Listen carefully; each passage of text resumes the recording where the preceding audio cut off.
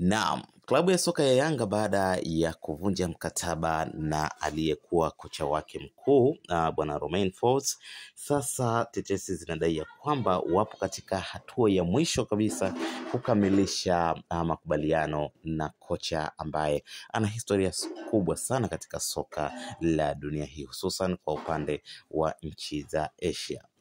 Young Africans wanamnyemelea kocha Joao Paulo Mota ambaye ana asili ya Ureno.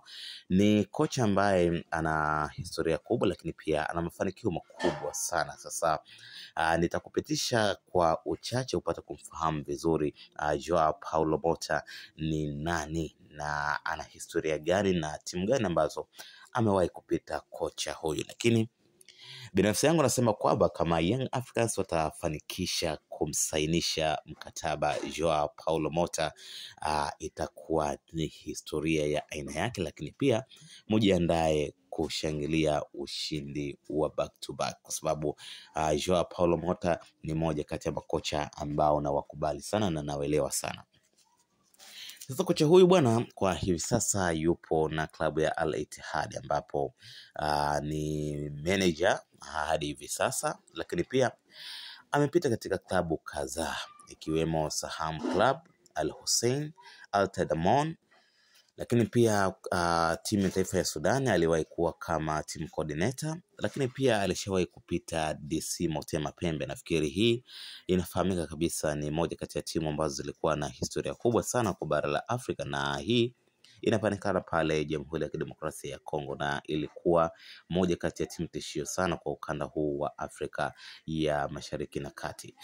Lakini vile vile amewahi kupita Al Hilali mwaka 2021 mpaka 2022. Ni moja kati ya makocha ambao wanapenda sana mfumo wa 4-2-3-1. Ni kocha ambaye anaamini katika falsafa ya ushambuliaji na kujilinda pia. Ndio maana ukiangalia mara nyingi eneo la kati anakuwa anaweka viungo wengi. Kuna viungo watano jumla ambao watatu wanaweza kuwa kama washambuliaji wakiungana na mshambuliaji mmoja mbele, ambapo sasa wakati timu inashambulia inageuka kuwa na washambuliaji wanne, lakini timu ambapo haina mpira basi inageuka kuwa na viungo watano na huku backline wapo wanne. Kwa hiyo ni kocha ambaye ana falsafa fulani ya ushambuliaji na kujilinda, na akishambulia anashambulia kweli, kama anajilinda anajilinda kweli, na hii ndio pengine formation nzuri sana kwa makocha wengi wataalamu wa soka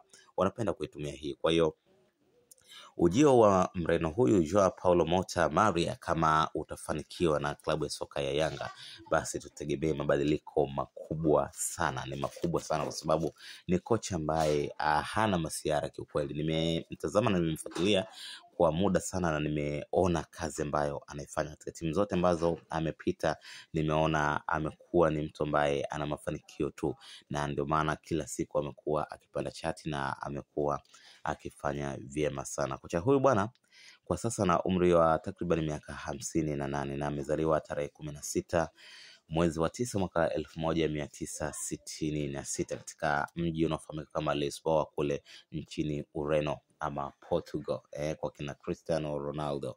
Na kama unafahamu kwamba watu wengi ambao wanatoka Ureno ni makocha wazuri, lakini pia kuna kuwa na wachezaji wenye vipaji vingi sana. Kwa hiyo Young Africans wanakwenda kufaidika mno na ujio wa Joao Paulo Mota Maria kama dili hilo litakuwa limekamilika, na kama litaotambawa basi tumeambiwa Young Africans wanarudi kule kule na walikokuwa kwa mara ya kwanza, ambako wanamtamani yule kocha wa timu ya taifa ya visiwa vya Madagascar. Lakini tusubiri muda ufike na tuone nini kimejiri katika tetesi hii. Je, Joao Paulo Mota dili litakamilika ama litaotambawa? Tusubiri kwa hamu kufuatilia taarifa hiyo. Lakini pia nakukumbusha mwanafamilia wa Mapro TV, kama bado haujaungana nasi, hakikisha unabonyeza neno subscribe chini ya video hii, kisha bonyeza alama kengele ili usipitwe na updates kali ambazo zinapatikana hapa kila siku. Ni ujio wa Joao Paulo Mota kutoka kule Ureno na klabu ya Al Ittihad kutoka kule nchini Saudi Arabia. Nini kitakwenda kutokea itafahamika baada ya muda kukamilika.